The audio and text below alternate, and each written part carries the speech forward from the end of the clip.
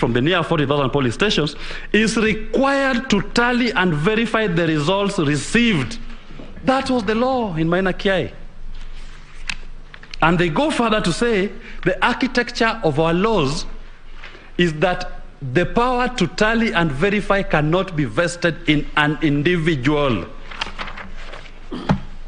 Supreme Court Raila Odinga 2017, the court said in paragraph 292, the failure by the first respondent to verify the results in consultation with the second respondent, IEBC and the chairman, failing to act together in concert, meant that it went against Article 138(3)(c). That was binding.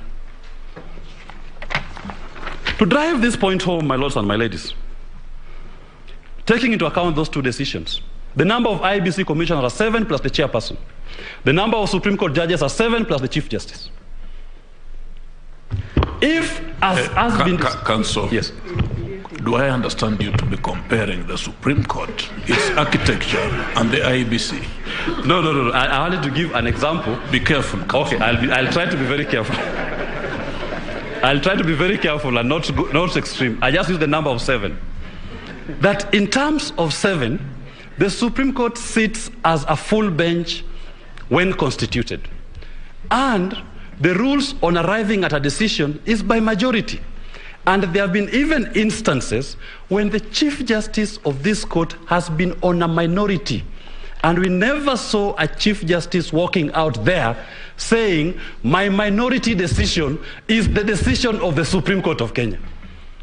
In the instance petition, we have the chairman and Gulie and Mr. Bolu walking out saying, our minority decision is the decision of the IEBC. How absurd can it be?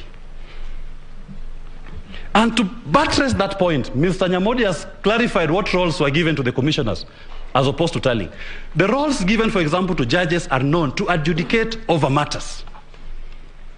If it were to happen, and I know it can never happen, that the Chief Justice assigns judges some to go and receive advocates, some to go and receive VIPs, some to go and receive the media, then the Chief Justice remains with only 2 other judges, and they make a decision and tell the people of Kenya, this is the decision of the Supreme Court of Kenya. How absurd will it be?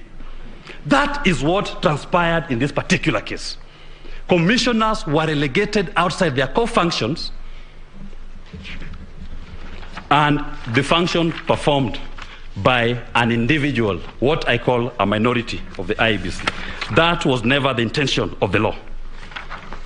On the technological aspect, as I move to summarize, I want to refer, my lords and my ladies, that's issue number 1, on the qualitative test of the technology. IEBC, under the Elections General Technology Regulations, conducted an independent audit of the biometric voter register. This is what your auditors said. At page 32, volume 1 of my bundle of documents, the KPMG report found that 481,711 persons were not qualified to be on the register, but they were on the register. Duplicates. One person has several entries. If this number was below the margin of victory, it will be insignificant. The start of an election process is the voter register. It must be a very clean document. In this case, they started the race with a register by their own audit as at the 16th of June. The register that was gazetted on the 20th of June, that register had 481,711 persons who were not supposed to be there. Duplicates, several entries.